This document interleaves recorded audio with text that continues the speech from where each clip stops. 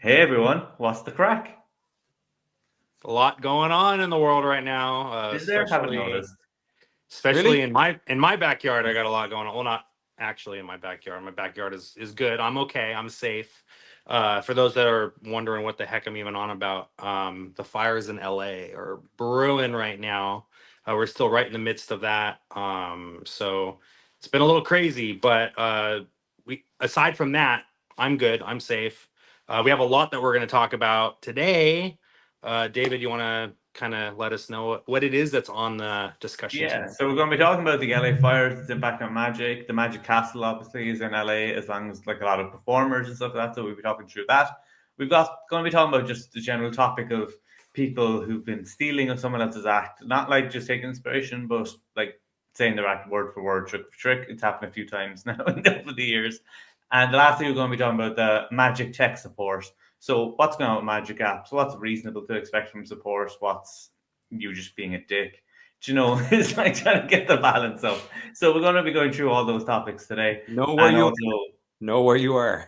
yeah, and like it's a month from Blackpool now, so we'll probably be talking about that in the background. And none of us made it to the session convention in London, but I heard it was good this weekend. So if you were there, comment down below, let us know what it was like, what was your highlights, and all that sort of stuff. So yeah, will we go on to the first topic?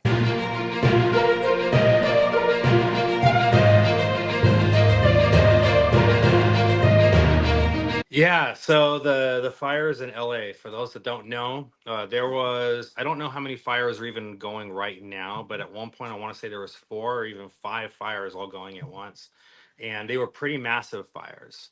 The one that most magicians are talking about is the Sunset Fire that started around Sunset Boulevard in Hollywood. And the reason a lot of people were talking about that one was because it was very close to the Magic Castle. Like I'm sure you've seen the pictures that have been going around. Yeah. I posted Hmm. one on my social media as well. But the fire was like they were at the Magic Castle with hoses spraying it down. The fire was right behind them. It was very close. Luckily, they were able to get it contained. And I don't know if that fire is 100% out yet or not, but the Magic Castle does appear to be no longer in danger, so that's good.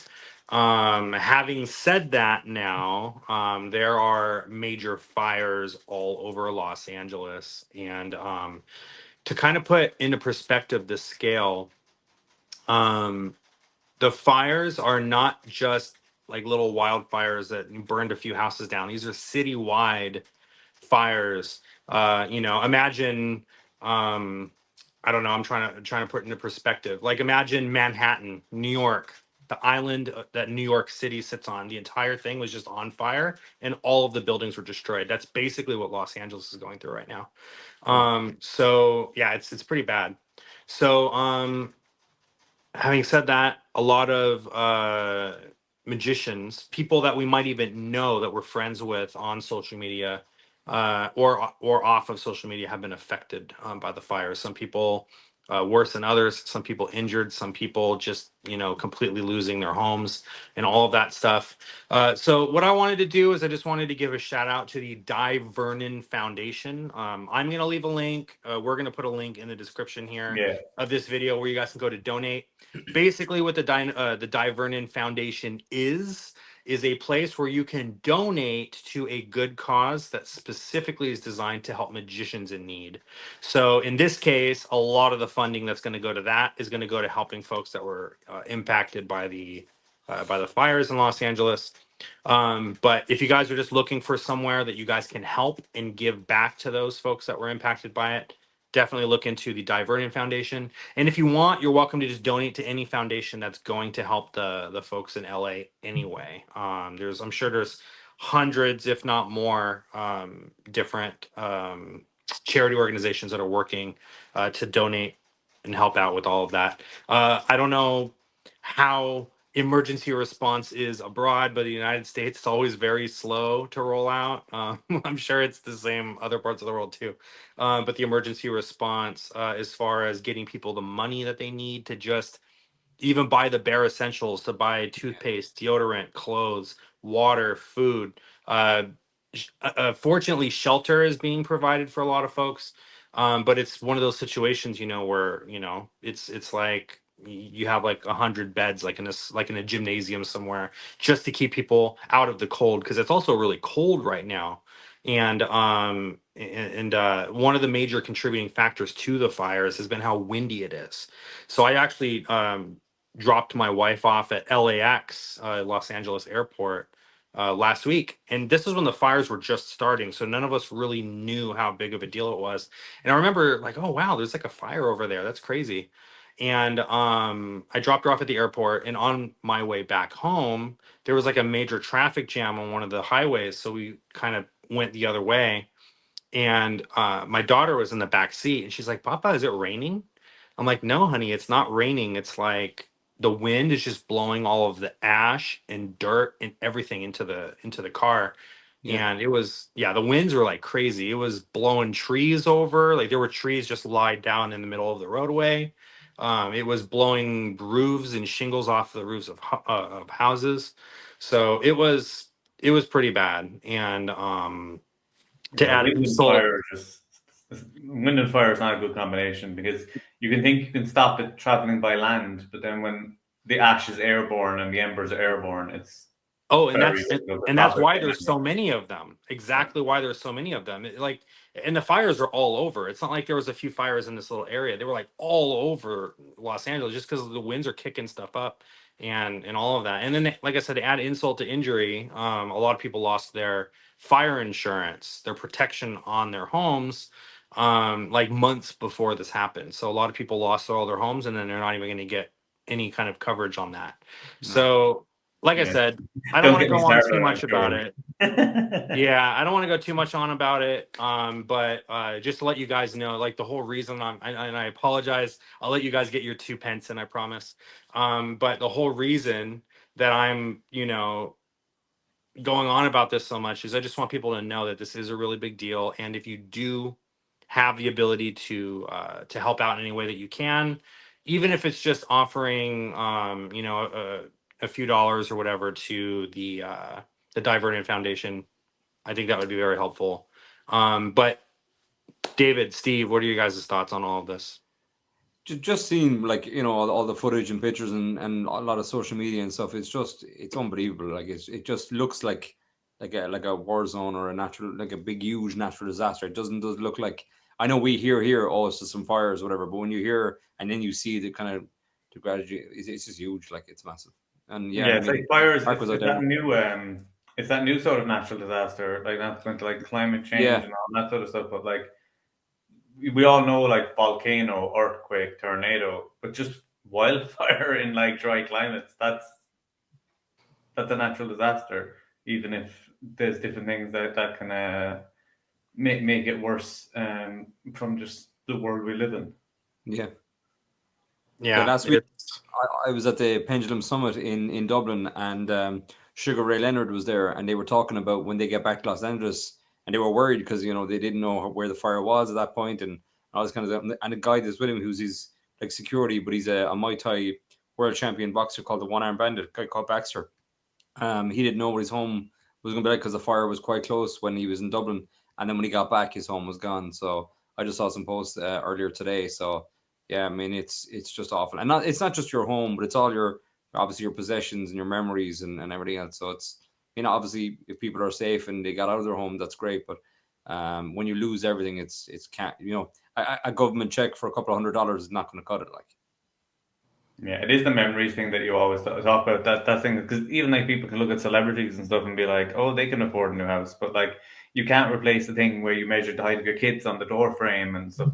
And that's why, sure, like, properties damage, whether it's like a natural disaster, an arson attack, war, like buildings can be rebuilt, but the like buildings aren't just buildings; they have memories to them. So yeah. it's mm, like we need to like leave people houses, like try and protect people's houses in everywhere in the world in every way we can, because it's like you just need how to trust how people. far are you from like the worst area or whatever?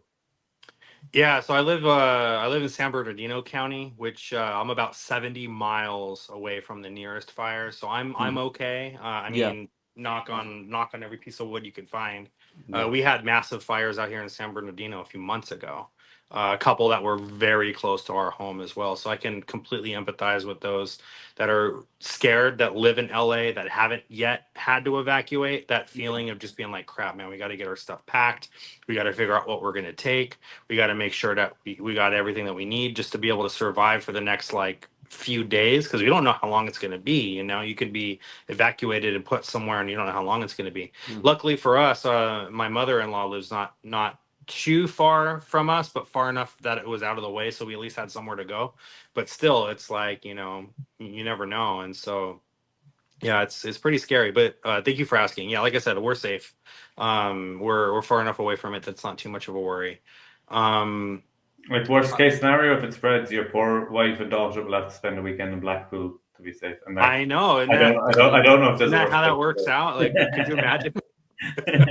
like No, it's the two of them around a lot of magicians. that's right. Your No, wife would be like, Los Angeles, but now I'm in hell.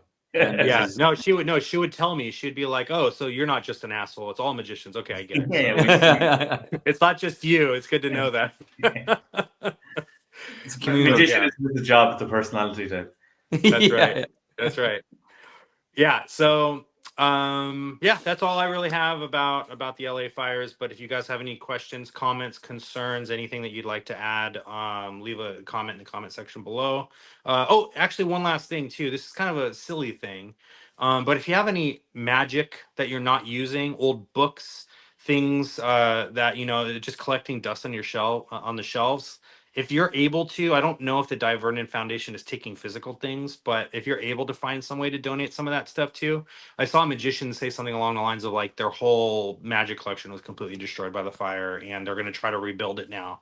And I think it'd be kind of nice if it's like, you know, oh, my JB Bobo book was like burned up in the fire. Oh, I have a Bobo that I'm not reading anymore. It's just been sitting on my shelf collecting dust.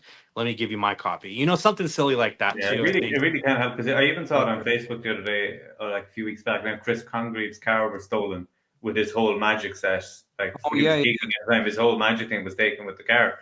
So like, people were so quick to donate stuff that they aren't using. I can't let my wife hear that. It's that the magic on my shelves gathering dust isn't crucial and important to me and my coziness. She'll make me sell it then. Yeah. Hillary's going to load up your car with loads of magic stuff and then be like, it got stolen, Dave. I don't know. You better donate that. And like, I know I haven't done my multiplying bottles yet, but I'm still working on a mentalism routine for it. But I'll get there in the end. Donate it to somebody. Stop. Yeah, but definitely, it's definitely worth donating to people if you are not using it. Like, we all have that magic drawer. That was just stuff, or you bought a backup for a trick and then you actually don't do the trick at all.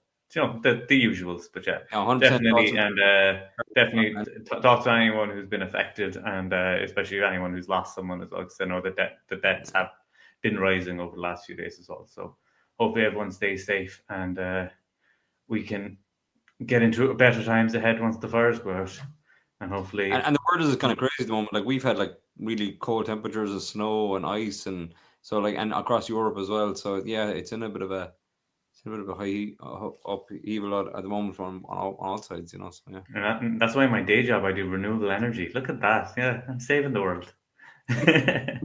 So the next topic that we have is stealing someone's act. So this is something that Joe gets talked about a lot, and it's not even just sometimes newbies, because we have talked about the thing of like, if you're new to magic, it's okay to imitate someone a bit to get your confidence up, but then eventually you have to go your own way. But it's different when it's more like in a professional setting where someone is just copying someone's act word for word and performing it out there.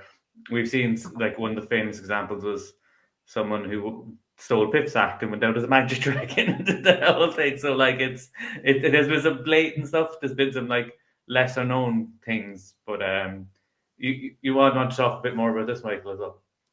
Yeah, so there are a few specific examples that I think that I probably don't want to say by name, just because I don't want to start a whole nother series of drama about like outing people that are in the middle of these disputes and whatnot. But there are just a few things that I've seen over the years, and one that was very recent that has stirred up sort of a bit of drama here on my side of the pond. But people just straight up, like, I'm not even exaggerating, basically word for word, just doing the act and not getting permission to do so. And in some cases, being sent a letter asking them to cease and to stop doing the act, and then them basically just ignoring it. So there's, it's one of those things where it's okay if you draw inspiration from someone, right? Especially if you're just getting started out. You're figuring out who your character is. You're still kind of getting the hang of even just going out and performing for folks, let alone having your own unique brand and everything. But drawing inspiration from someone, there's a very thin line between that and just copying someone else's act completely. So any way that you can find ways to make whatever it is that you're taking inspiration from your own, you definitely want to do that. And at the very least, you want to get permission from the person if you're straight up going to do it. Perfect example. Lately, I've been doing Eric Jones' Spectators Visual Coins Across from his Mirage à Trois project. I'm sure a lot of you have seen that piece of coin magic. It's a beautiful piece of coin magic.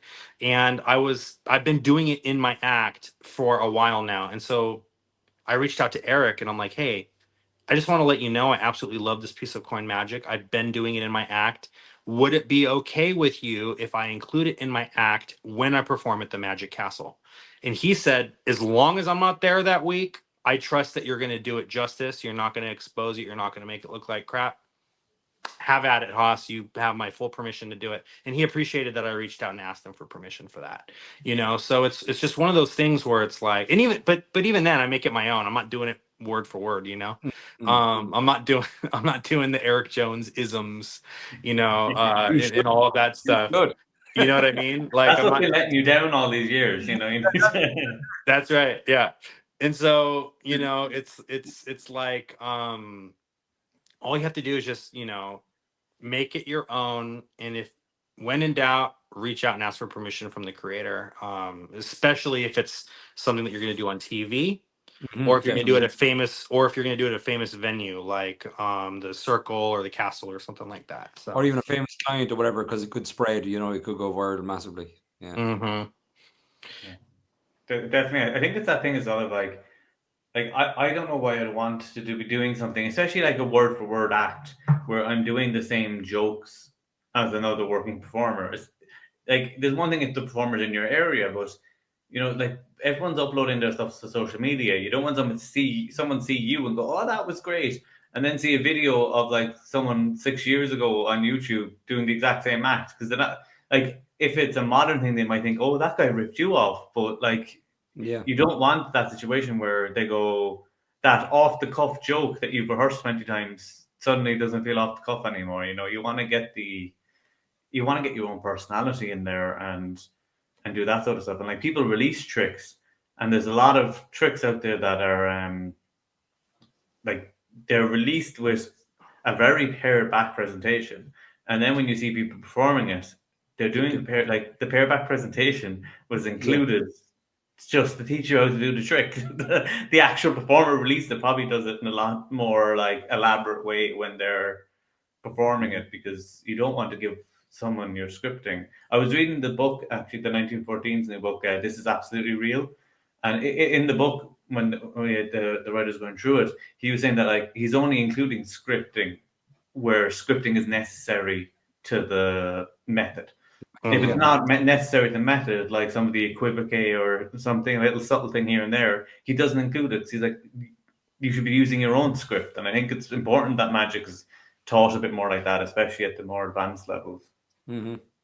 When everything was only written instruction, it was kind of like that. It would be like, a trick that teaches you, I don't know, let's say twisting the aces or something. They almost didn't even give you patter with it. They would just tell you what the trick was. Okay, now you're going to twist the aces by spinning it through your fingers, and now you're going to execute an Elmsley count, and now you're going to do a double lift. And like, that was basically the tutorial. You just had to read that, figure out what the presentation was supposed to be, or they might give you like a three sentence little paragraph that says, in this performance, you're going to show the spectators how simply twisting the aces allows them to turn over one at a time. And that was like all the presentation that you got. You had to figure it out for yourself. And then you saw someone going, what you're about to see is how, by just twisting the aces, I can make them turn over one at a time. Exactly. That was the presentation. Or that, or you got sorry, one Steve, of just add your own control here, whichever control you like, or use your favorite method to control it to the top. Exactly. Yeah. It's just one of those things where, you know, don't be that guy, honestly, you know, or girl. Don't be that person that, you know, it's clearly on, and there's, in some cases it's clearly obvious. Again, I don't want to name names, but there was an act that went on a Got Talent show that basically did Shin Lim's exact routine. They used the soundtrack from Inception. They did the smoke. They did the faces that Shin Lim does and everything. It's like, it's clearly obvious that this person was trying to be I was Shin Lim. trying my best, you know, just, you said you wouldn't bring it up. I was really trying hard that day, and I didn't know what else to do, so I did my Shin Lim impression, you know, like I was really... It's all right. I'll give you a pass this one. But yeah, it's like, you know, and I don't know. It's like, I think you mentioned it earlier. Maybe Steve said it. You're gonna do this for someone, and it's gonna become big, and people are gonna be like, "Oh, Michael O'Brien did this really cool thing," and then it's gonna come out like, "Oh, he just kind of copied it from someone else. It's not actually his thing." Like, comedians protect their bit to a level that's almost ridiculous, where like you kind of almost can't have the same premise. Imagine if we did that in Magic. Like, well, I mean, David Blaine did an ambitious card routine, so you can't even do an ambitious card routine because he has claimed an ambitious card routine already. And if you do it, even if the method is completely different, even if the presentation is completely different, you're copying David Blaine, because at the end of the day, a card came up to the top of the deck over and over again. So it's the same, right? Imagine if we as magicians put the same level of protecting your act that even comedians do. Now, I'm not suggesting that we should do that. Obviously, that's a little extreme, but just, you know, the most basic thing, like, I don't know, just doing like the same exact presentation that someone's doing and change it a little bit, you know, make it unique, make it your own, you know. Don't do the card to pocket with regular cards. Do it with Pokemon cards, right? For example, I don't know, like whatever suits your personality. It's kind of like the other one as well, of like people taking credit for an effect that clearly they didn't create. I remember it coming back to me before, and this guy was telling everyone that he created double cross, and I was like, no, Mark Sartworth did that, God rest him.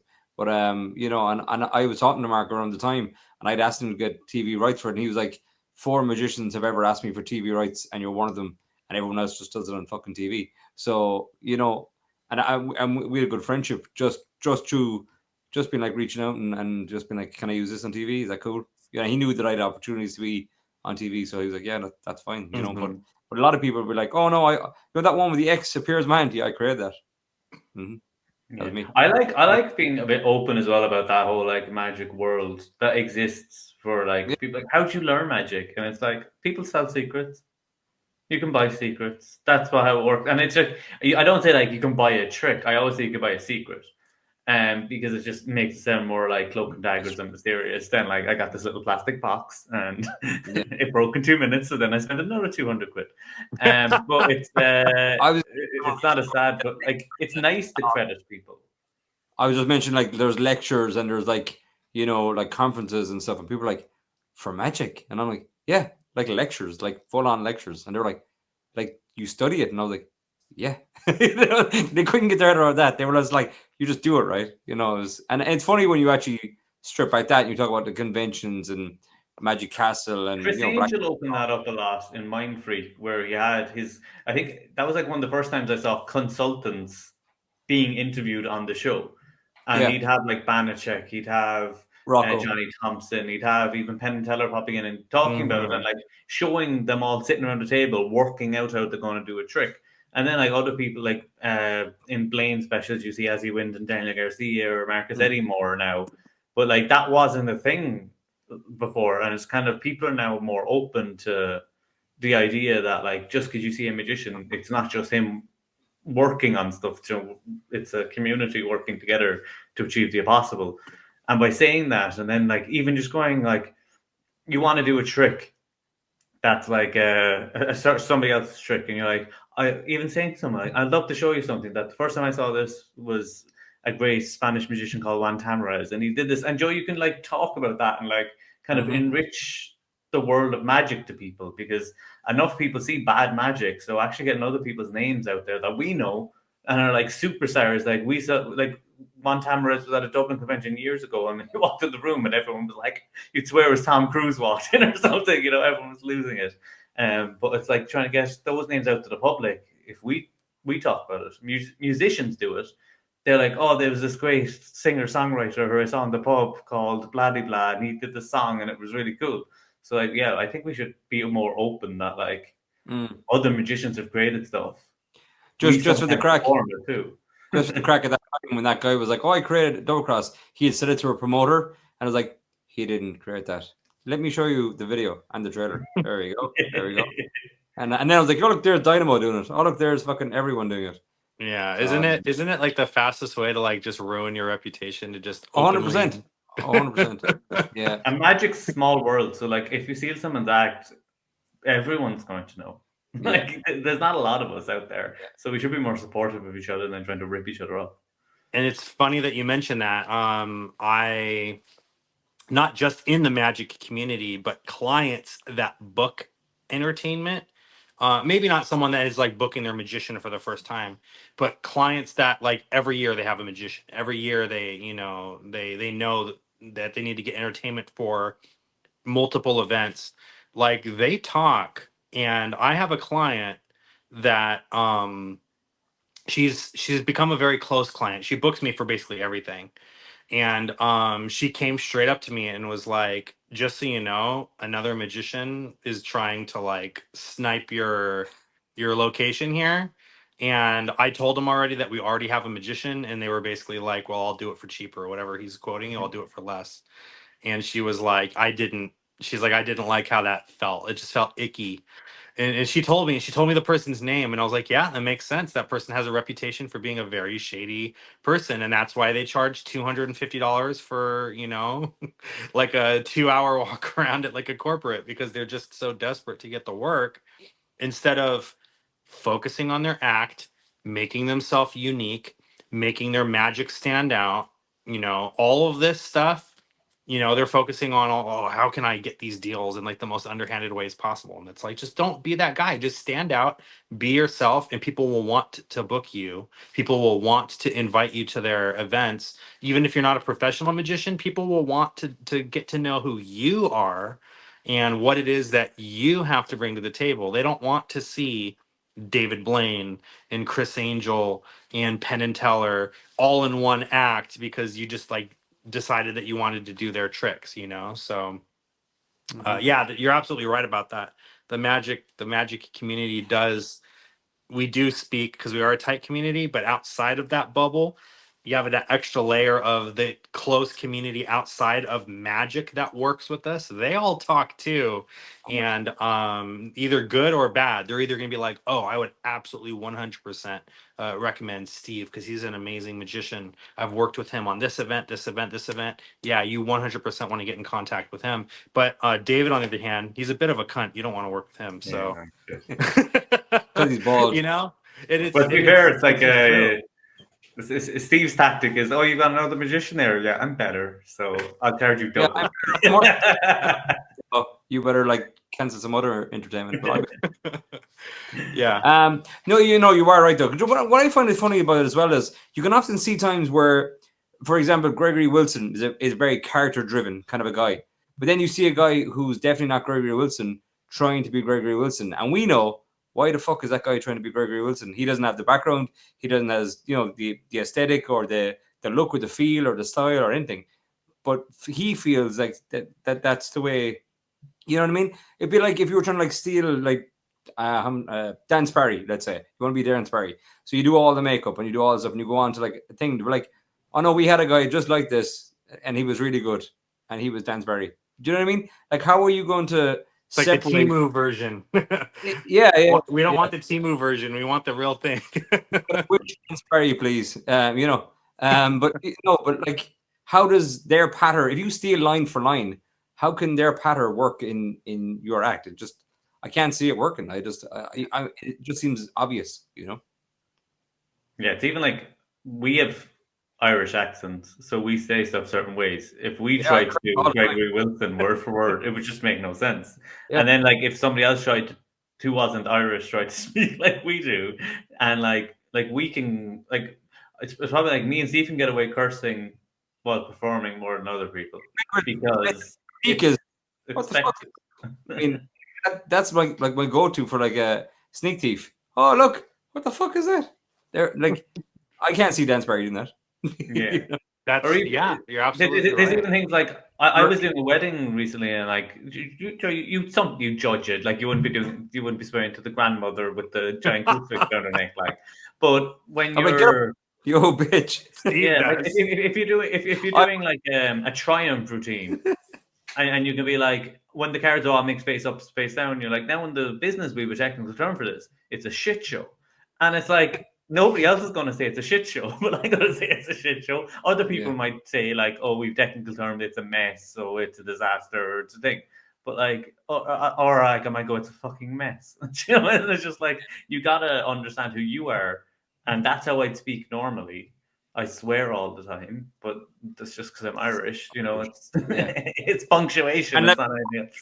When I was in Boston before, and I went to like comedy clubs and did some magic in comedy clubs and stuff. And if you swear, even though it's Boston, they're okay with it because you're Irish. But if you're an American and you're swearing, and it's not that kind of club, it's nearly like you're insulting the audience. So if it, as I call it, like a well-placed fuck is worth anything on stage if you deliver it naturally. But if you try to put it in to be, edgy or hip or cool or whatever the fuck, I mean, that's pointless. Yeah. I remember a funny story. Steve will remember this. Last year we were doing a gig, and there was it was like the show was advertised over 16s only. Oh yeah. And then we got there, and there was a little kid in the front row. He was about 11, maybe 12. I think it was his birthday. And he was sitting dead center in the front. And I ran up to Steve and was like, I'd opened, and I came off stage like, there's a kid front row, cut down on the swearing. And then I came off and I was like, Steve, you're so mad. He was like, I only said fuck 4 times. That's being good. I was counting him. I was like, it's his birthday, so I don't want to like really like shouting at him and stuff. But yeah. He was like, I only said fuck 4 times, and that was in the first half. Like, so. He has like a tally mark in the back there. He says fuck. I'm like, tally it off. Well, I only said fuck the one. Fuck, that's 3. Okay, they keep putting it.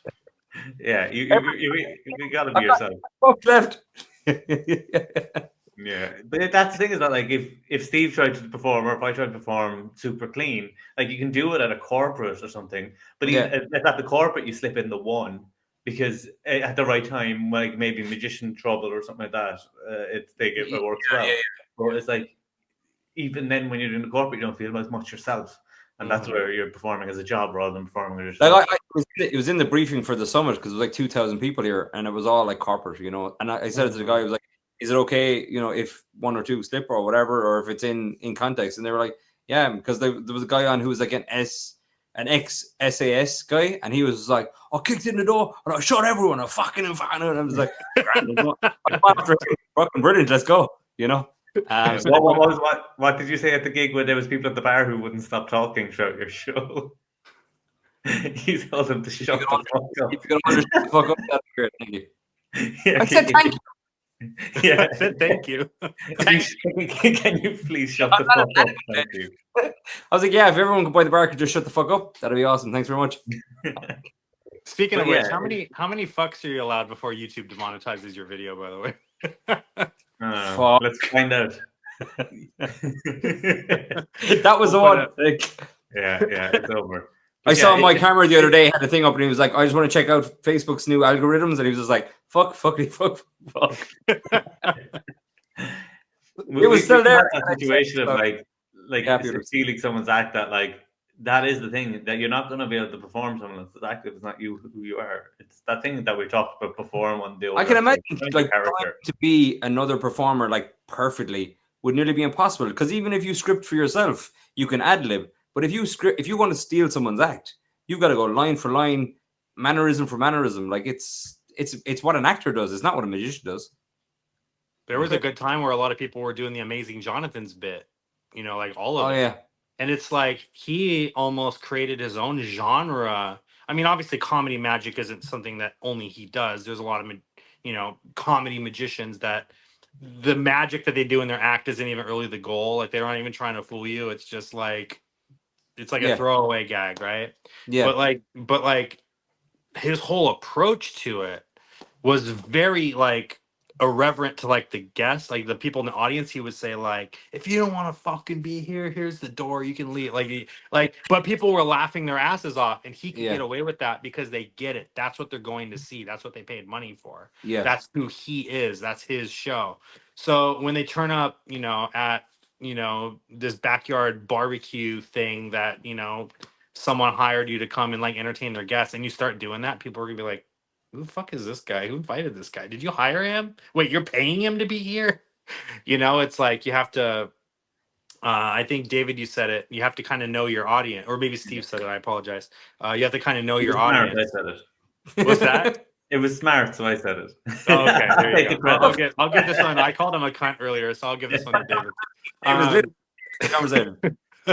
So You're blaming yeah, us demonetizing with fuck, and you're the one who said cunt. So like, that's what? true. That's fine. That's fine. I didn't say cunt, did I? No, Mike did. No, I said it twice. Hey, Oh. as an American, I don't have any opportunity to ever say it. So this is like my therapy session to be able to get it out. Okay. So, but yeah, so shit, what was I even saying? I don't even remember. What was it? Oh yeah. Knowing your audience. You know, this badge is appropriate. I don't know, can you make that out?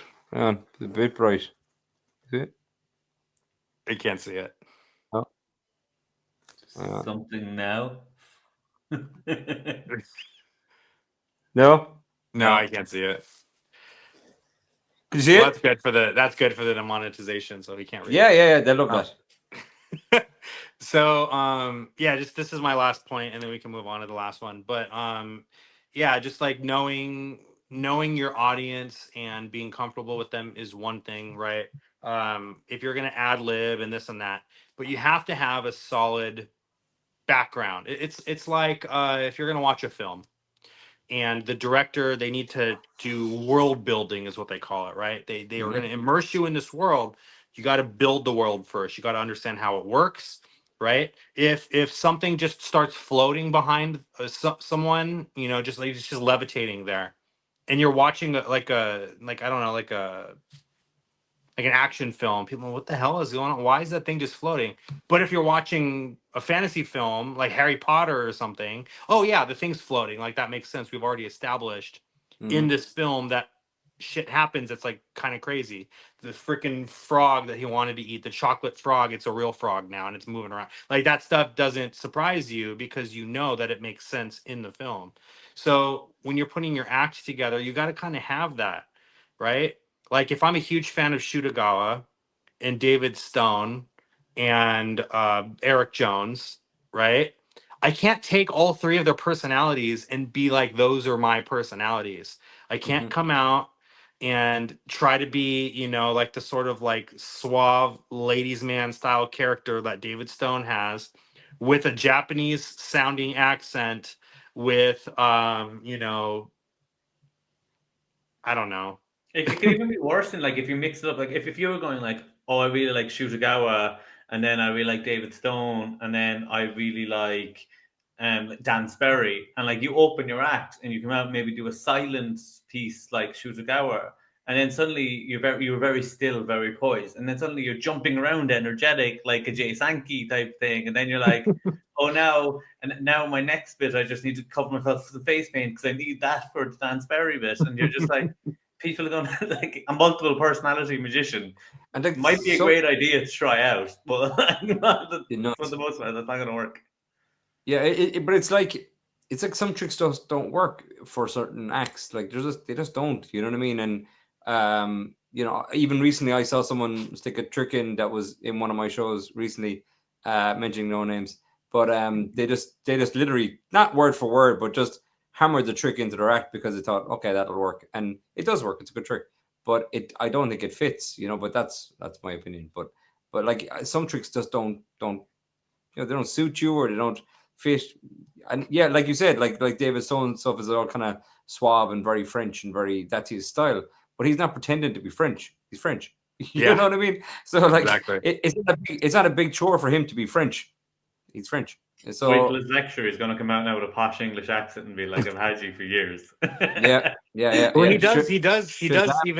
he does like jokes like that too, where he says, I think is he English and French? He has like a mixed background. Yeah. But he comes out and he says, "Yeah, I'm English. Well, I'm French, right? But I'm English from my mom, and I'm French from my dad's best friend, you know." Yeah. It's like he does like that sort of bit where it's like a sort of Yeah. humor to it, and he establishes at the get go, all right, this is his character. He's a bit of a smart ass. He's kind of a ladies' man. He's gonna do, you know, like he's gonna do like the little sneak a kiss from the girls and like all that stuff. That's his character.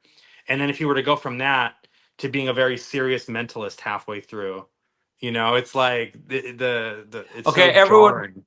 has to name two magicians that just would not work together, like as a persona. Oh, like right now? I thought you meant like Yeah, in right. the comment section afterwards. now. David Blaine and Stephen Merchant. Oh, not Stephen Merchant, Stephen Mulhern. Oh, okay. Stephen Mulhern and David Blaine would not. You can't mix that. That'd be pretty weird. Yeah, I don't know. I mean, like just off the top of my head, like a David Stone and like a Max Maven kind of thing, or name a serious mentalist. Who's a very serious mentalist that like they totally believe their own bullshit, like a Uri Geller type. Like you can't Yeah. go from a David Stone to like a Uri Geller kind of act. It just clashes. It just doesn't work. I think I have a good one. Cyril and Eugene Berger. What the fuck would that be? But even going from like a Eugene Berger to a Justin Willman or something like that, Yeah, know, like, yeah, you can't go from like serious to like, street. you can't have things in your show like where you're joking around and you're fun, and then you're like, okay, now we need to be serious. But Yeah. there needs to be a theatrical reason, and you need to explain why you're not making jokes anymore. You can't just do it because again, like Guys, we need to settle down now. We need to be serious, okay? And I need everyone to shut the fuck up.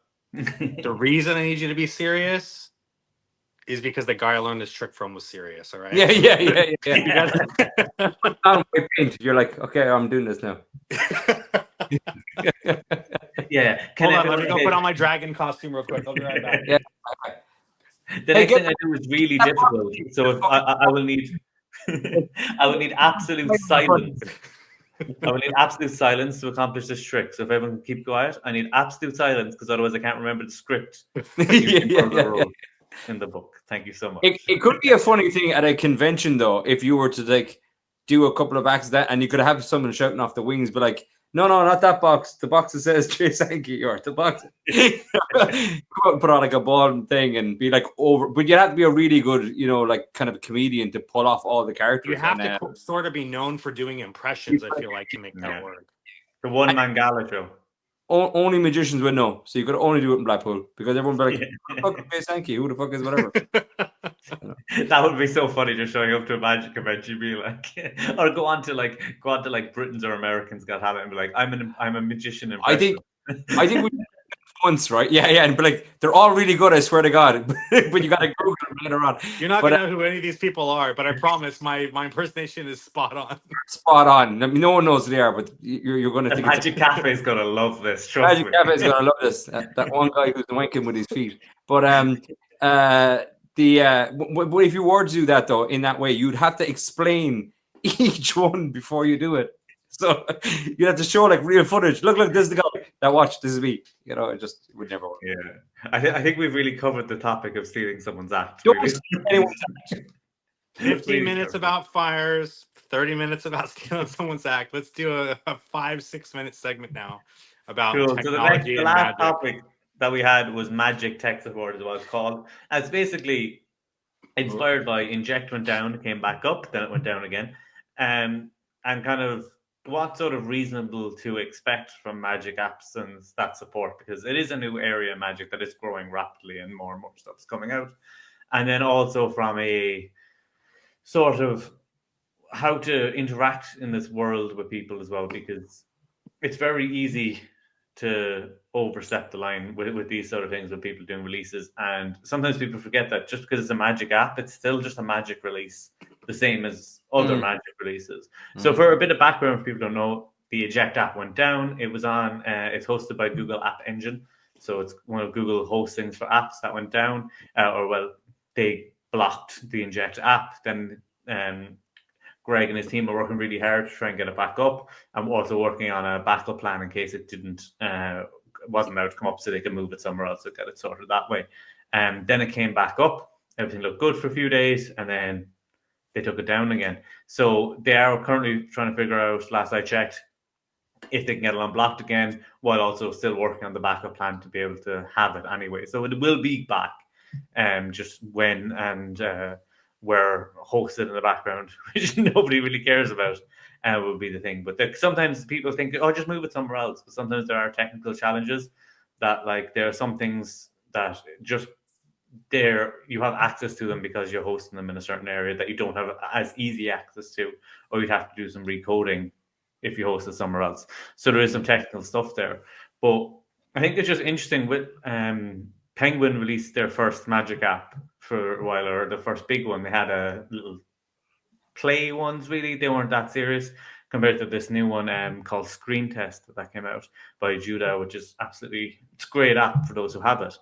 And they're doing it instead of a single payment.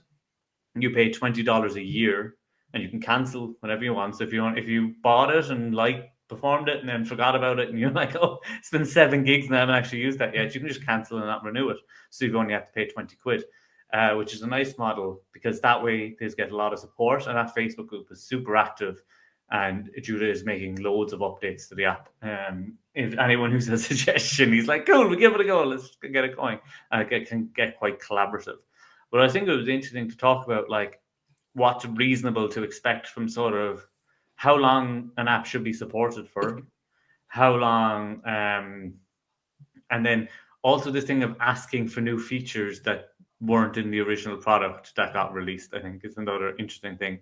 So I'll just give like my thoughts, I think, gets off the top on it. So I think it's interesting that, like, some people have, like, it needs to work for the rest of my life, which I think is unfair, because it's the developer, especially if it's not a subscription model. If you paid for something 5 years ago and an iOS update broke it, like, that's going to happen. As we were talking before about, like, when you buy any product, there's wear and tear, and like your gimmick deck breaks eventually and you can't use it anymore, and they mightn't even manufacture it anymore.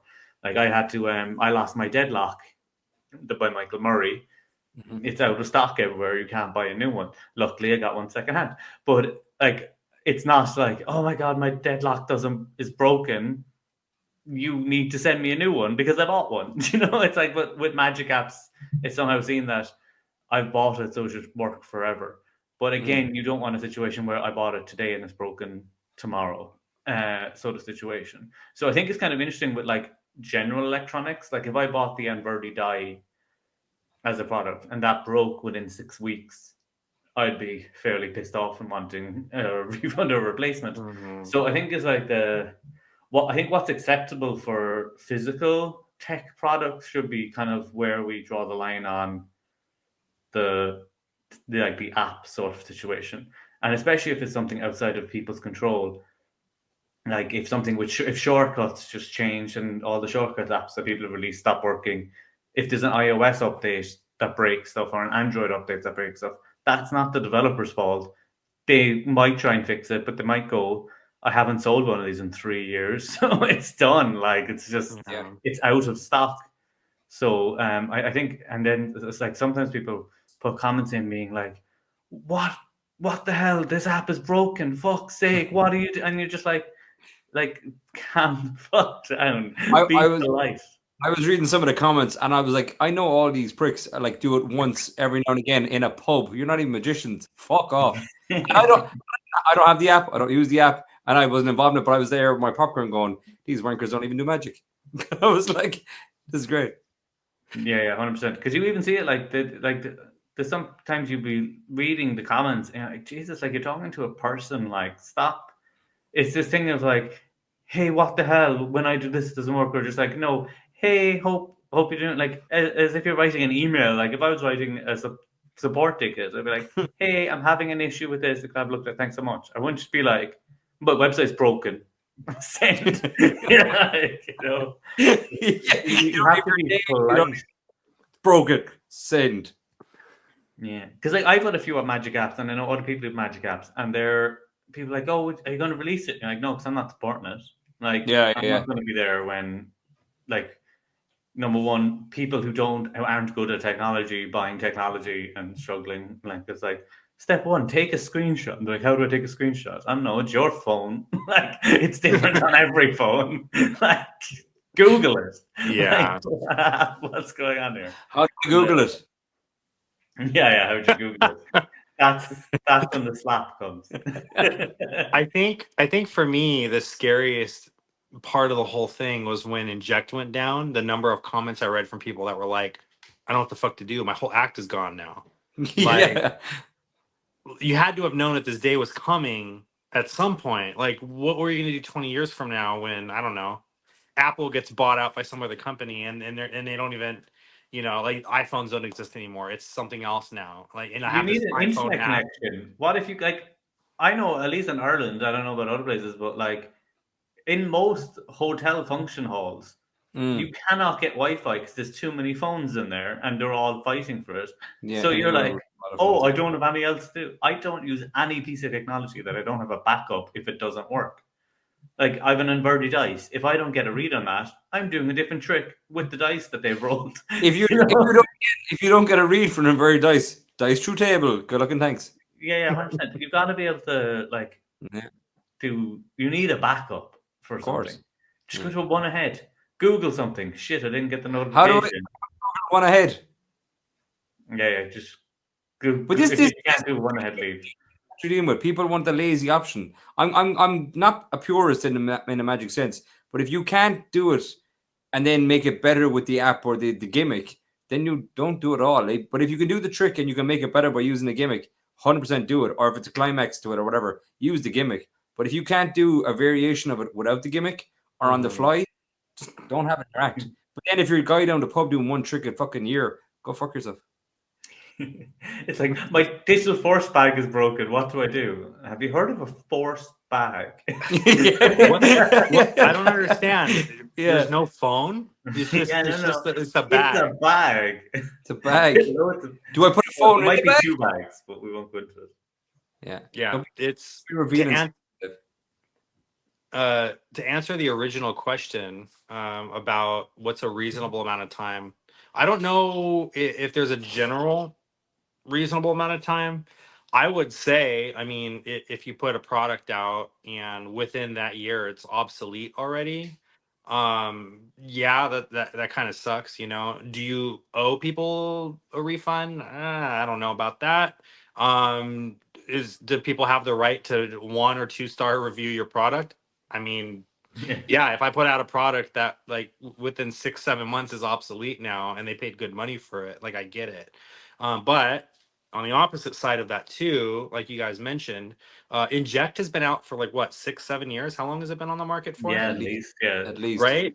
Yeah. And so it's a well before the pandemic. I know that for a fact. Like I said, I've never used it, but I know Greg, and I remember him showing us at our Magic Jam that we used to have in Orange County in like 2018. I think he was showing us Inject. So I know it's been around for at least 6 7 years. Imagine I bought something 6 7 years ago and now it's not working and I'm like demanding a refund and I've been using it for the last 6 7 years. It's like, and I feel again, sorry for people who bought Inject for Christmas. Do you know? It's like now it's like I just got it. I understand though. Someone just bought it a couple months ago and now it's broken. Yeah, I think you should probably refund them, but not the guy that bought that shit 6 7 years ago that's been using it. The year. Yeah, Six and times, man. I wanted to use it. That eighth time was gonna be the one. that was the one. That was the one that was going to pay it off. Yeah, I have a couple of products out right now using shortcuts. If 2 or 3 years down the road, if Apple decides they're not going to have the Shortcuts app, or they make changes to the app and functions within the Shortcuts app break the thing that I put out, I mean, am I expected in 2 or 3 years to refund, hundreds of dollars to people because the thing isn't working anymore? I mean, I'm going to say no. Like, you have to go into it knowing that there's a chance that something like that is not going to work in the future. The best way to think about it is like, you, let's just say you're gonna download a film, right? Like, I have my TV right here. I have my smart TV, and I can purchase films on Amazon, right? And it's just saved right there on my TV, right? If something happens to that TV, am I going to go to Amazon and be like, "Well, my TV shut out. Can I get my money back for the film, that I bought for my TV?" Mhm. Versus going out and buying the physical DVD copy of the thing. Right now, I have a physical thing that I have in my hand, versus having a Netflix subscription where I don't own the product, I'm just renting the product. I think probably the best way to go for technology stuff, if possible, moving forward, is the thing that you talked about earlier, David, having that subscription thing where, you know, it's like, yeah, when the product stops working, you you don't have to pay for it anymore. Or maybe you can do both. You can be like, look, it's a flat $200 up front to just buy it and own the rights to it, or you could pay $20 a month to have a subscription to it. In which, if you're going to use it for 5 or 6 years, well, shit, now I've paid like $500 for this thing, right? So maybe it might be worth it, if I know I'm really going to use it, to just buy the product. Honestly, it's all just like, you have pros, you have cons, you have risks that you're going to take when it comes to this technology. But again, it's not even just technology. If I have a thing that is a mechanical thing that I bought, a special deck of cards or some gimmick, and then the bit breaks and they don't manufacture it anymore, well, what am I supposed to do? So Yeah. It's as long as the subscription is affordable. Because I see some apps out there and the subscription's 150 quid a year, and it's like, yeah, I'm not paying that. But like for the Penguin one being 20, it's great because it's like, if like I've used it a few times, but I haven't been using it massively. But I've been snowed in massive since I got it, pretty much. So it's not been a lot. But it's like, if this time next year I'm like, I've used it a few times, the reactions were okay, I just cancel my subscription. yeah, But Yeah. if it's becoming like a stalwart of my app that I'm using all the time, then it's worth 20 quid a year for me. And then I also like paying the 20 quid a year because it keeps Penguin and the people building the app invested. Because there's nothing worse than being like, yeah, they paid 200 quid 7 years ago. It's like, I made 10 grand on this app 7 years ago, and now it's my full time day job. Because that's the other thing I was going to bring up about, like, there's a lot of stuff now of when people release apps, it's almost seen as now it's a work in progress for all us community to work on together. And it's like people go, "Oh, I really love this app. Can you add in this feature?" That is a completely different trick. That isn't it's like it's like an inject where you're peeking from Google, and it's like, can we also have it that we're peeking from Wikipedia? And you're like, that's not this. If you want that, go build it or get someone else to build it. Yeah. Because there are things like people can make suggestions, and if the developer, like in the screen test, Judah is making loads of things and he's available to people and doing a lot of updates. But I don't think people should be expecting this. It's not like if you release your strolling chop cup as an example, and someone is like, "Do you know what would be really cool as an extra phase? This. Can you now reshoot the video and send that out to people?" Also, the final load, if that was like a walnut that you could crack open that had a ring inside it, can you manufacture and ship that out to us for free? Thanks. Yeah. It's like, what? It's that's why you see people doing things like Inject has extra tiers that have some of the newer, is like Inject Plus, or like even Digital Force Bag is DFBX and stuff like that, which are a lot more functionality. They have multiple out things built in and other things that are built into the app. So if you bought the initial app for 40 quid and you want the new app, it's 20. But if you haven't the old app, it's 80 to get the whole new app. That Yeah. sort of thing I think works. That you can for extra functionality, there's going to have to be a sort of pay, because I see people get annoyed like, oh, I paid for the app before. What do you mean I have to pay again to get a new trick? It's like, what? It's new stuff. So it's like people like, just because people are app developers, they're not working for free. What was Like, the name of the thing that Mark Lemon had last year with the app thing? oh, I can't remember the name of that. That was like the thing that everyone was like, that's really cool, probably illegal, really cool. They're definitely in prison now.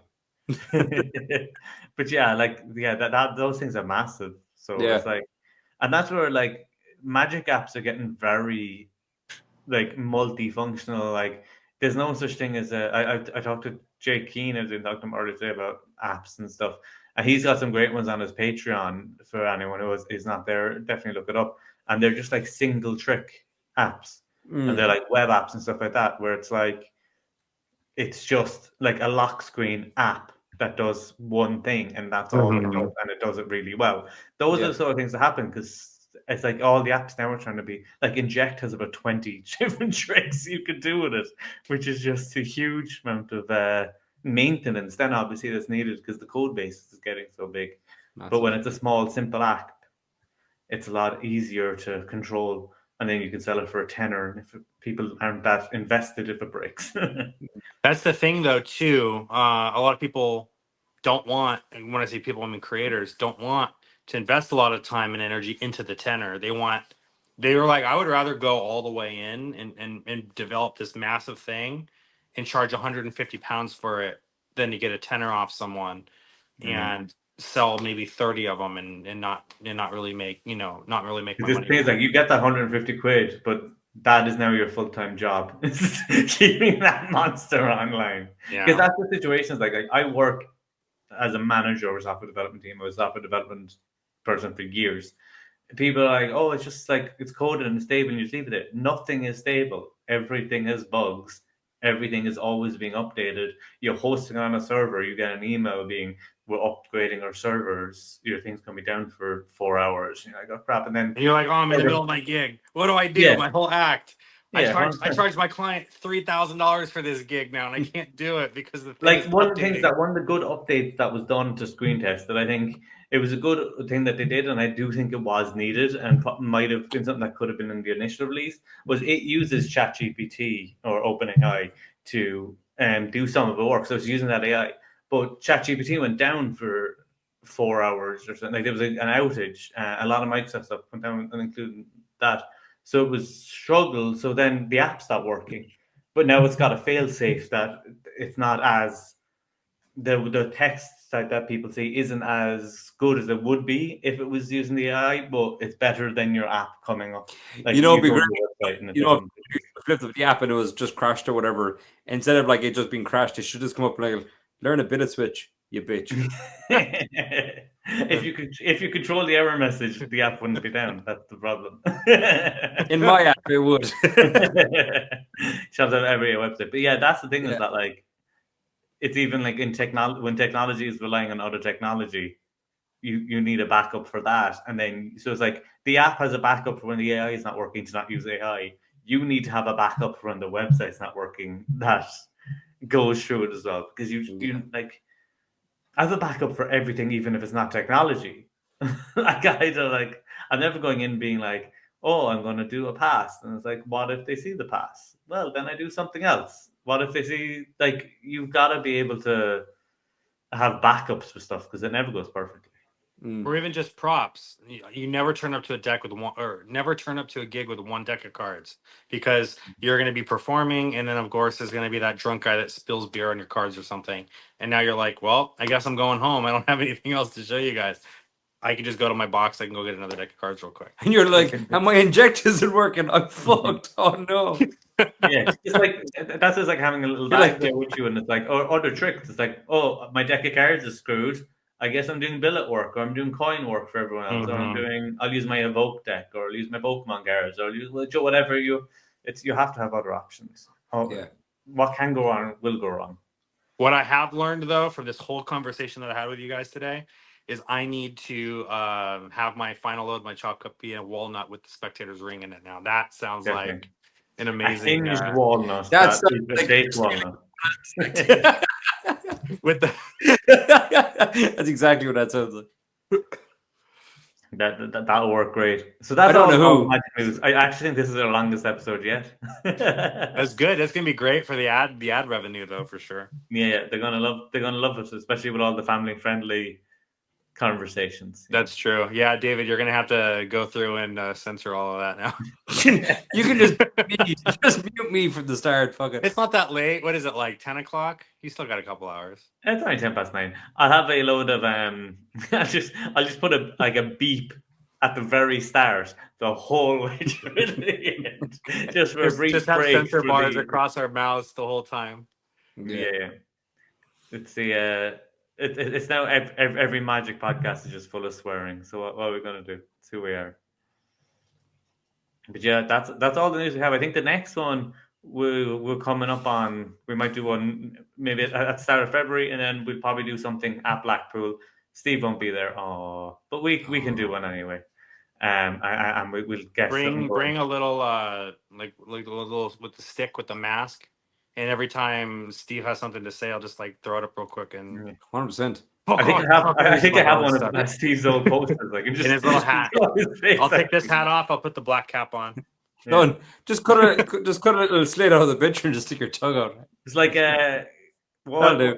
it was Andrew Garfield showed up to a premiere of his movie with a full-size cardboard cutout of Florence Pugh because she couldn't make it.